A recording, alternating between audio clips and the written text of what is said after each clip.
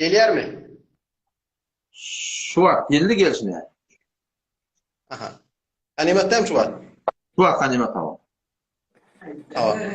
Şu an kıyaqdaylak bolup duranda togzeli moğulluları kamilen boşaşıp var ya, tökönüşüp var ya, bir neme bir serşinas bir illeti delili neme keşin bir olamalarımızdan ki ya moğullulardan ki gelip ki togzelimiz boşap tökönüp var ya bir fikrim harap şu boğrette kullan.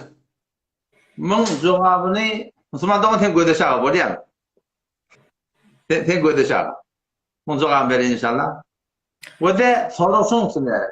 Ki bizim hücrelerimiz ne boşap var ya. Hücrelerimiz varmış şu şeyle. Yıl boyu moğulluğunu adalıp var ya. Baştaki manatık ehlisini duvar deyende olonku köpelde adalına. Muşkil nerede?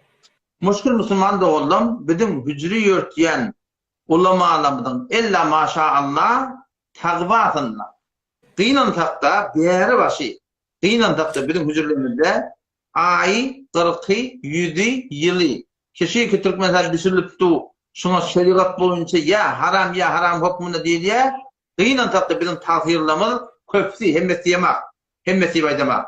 Köpsi kıyınan takta şunu bir yavaş yapıyan yuvaş aytacak deyip yerle Hasan etcanını Allah Teala kavuluyor.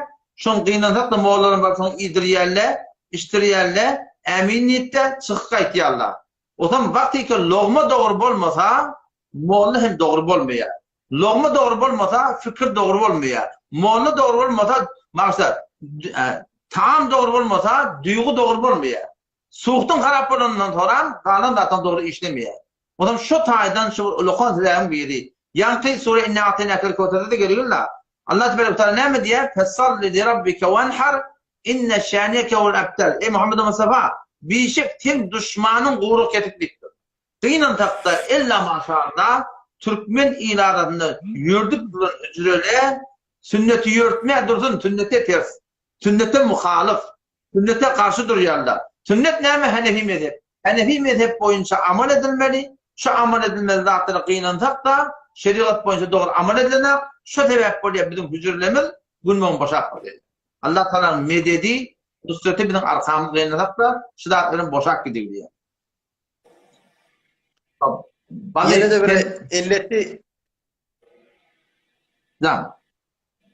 şunu bir düzelecek bolsa bir yola gelecek bolsa neme bir olokan bir delili baki şiratlı kamilen bir düzelsin doğrulsun özelimiz kavyamışkaptan terakki etsin. Allah Tebarek ve Teala'nın Kur'an'ına aydan vurduğun şey وَلَا تَرْكَنُوا إِلَى الَّذ۪ينَ ظَلَمُوا فَتَمَسَّكُمُ النَّارِ وَمَا لَكُمْ مِنْ دُونِ اللّٰهِ مِنْ أَوْلِيَا ثُمَّ لَا تُنْصَرُونَ وَلَا تَرْكَنُوا إِلَى الَّذ۪ينَ ظَلَمُوا Zalimlerden yana, şeriat defilek verirlerden yana, sünneti masraf edip verirlerden yana, din şeriatı doğrulmayanlardan yana, şuradan yana meyil etmeyen gitti.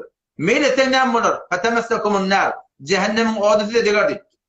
Ondan sonra وَمَا لَكُمْ مِنْ دُونِ اللّٰهِ مِنْ أَوْلِيَا Siz eğer vakti ki zalimlere, günahkarlara koşuşup şöyle bile bolsanız Allah Teala utanır size Allah Teala'dan başka kömekçi yok. ثُمَّ لَا تُنْصَرُونَ kömek edilmerdiniz diye. Eğer biz hücrelerin doğrularını isteyemezsek, bütün ulu Türkmen ilin doğrularını isteyemezsek biz Hanefi mezhebe gelmeli. Hanefi mezhepte Bağdat'ı bağlı etmeli, yoklar yok etmeli. Sadece şeriata amel etmeli, kitapları hücrede okundular. Şu kitapta biz de şu kitapları okuyup başladı okuyumlar.